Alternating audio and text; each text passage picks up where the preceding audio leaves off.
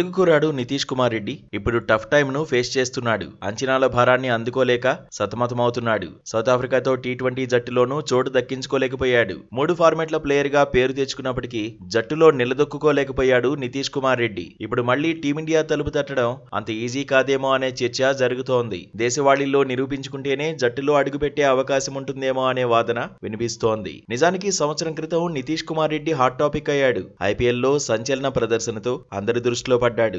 Sun Risers Hyderabad తరఫున 2024లో 303 పరుగులు సాధించాడు. 33.67 యావరేజ్తో కట్టిపడేశాడు. బౌలింగ్లోనూ టాలెంట్ చూపించాడు. సెలెక్టర్ల దృష్టిలో పడ్డాడు. టీమిండియాలోకి ఎంట్రీ ఇచ్చాడు. బంగ్లాదేశ్తో సిరీస్లో రాణించాడు. 49 బంతుల్లోనే 74 పరుగులతో మెస్మరైజ్ చేశాడు. ఆ తర్వాత టెస్టులోనూ ఛాన్స్ దక్కించుకున్నాడు.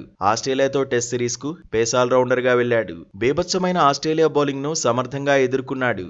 మెల్బోర్న్లో మెమరబుల్ సెంచరీ సాధించాడు. దీంతో నితీష్ కుమార్ రెడ్డి పేరు మారుమోగిపోయింది. భారత్ జట్టుకు సరైన పేస్ ఆల్రౌండర్ దొరికినట్టే అని మాజీలు సైతం కితాబిచ్చారు. హార్దిక్ పాండ్యాకు ప్రత్యామ్నాయ ఆటగాడు నితీష్ కుమార్ రెడ్డి అనే వాదన గట్టిగానే వినిపించింది. అయితే ఆస్ట్రేలియాతో టెస్ట్ సిరీస్ తర్వాత తెలుగు కుర్రాడు ఇబ్బంది పడ్డాడు. అంచనాలు అందుకోలేకపోయాడు. ఫిట్నెస్ సమస్యలతోనూ సతమతమయ్యాడు.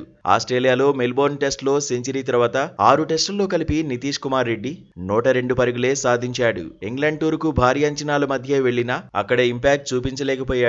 అదే సమయంలో ఫిట్నెస్ సమస్యలతో సిరీస్ మధ్యలోనే భారత్కు వచ్చేశాడు. స్వదేశంలో వెస్టిండీస్తో టెస్ట్ సిరీస్లో ఛాన్స్ దొరికినా వినియోగించుకోలేకపోయాడు. సౌత్ ఆఫ్రికాతో తొలి టెస్టుకు ఎంపిక చేసినప్పటికీ ఆ తర్వాత రిలీజ్ చేశారు. గిల్ గాయపడ్డంతో రెండో టెస్టులో ఆడే అవకాశం నితీష్ కు దక్కింది. కానీ ఆట తీరుతో నిరాశపరిచాడు. కష్టాల్లో ఉన్నప్పుడు భారత్ జట్టును ఆదుకోలేకపోయాడు. బ్యాటింగ్ బౌలింగ్ లోనూ విఫలమయ్యాడు. ఆస్ట్రేలియాతో వన్డే సిరీస్ లోనూ క్లిక్ కాలేదు. సౌత్ ఆఫ్రికాతో వన్డే సిరీస్ కు జట్టుతో పాటే ఉన్నాడు. కానీ తుది జట్టులో అవకాశం దక్కించుకోలేకపోయాడు. 2025లో ఇప్పటివరకు ఒకే ఒక్క టీ20 ఆడే ఛాన్స్ వచ్చింది. ఇలాంటి పరిస్థితుల్లో దేశవాళీల్లో నితీష్ కుమార్ రెడ్డి అసాధారణ ప్రదర్శనతో ఆకట్టుకోవాలనే చర్చ జరుగుతోంది. సెలెక్టర్లలో తనపై నమ్మకం పెరగాలంటే అద్భుతాలు చేయాల్సిందే అంటున్నారు. ఐపీఎల్లోనూ ఈసారి ఇరగదీయాలని మాజీలు సూచిస్తున్నారు.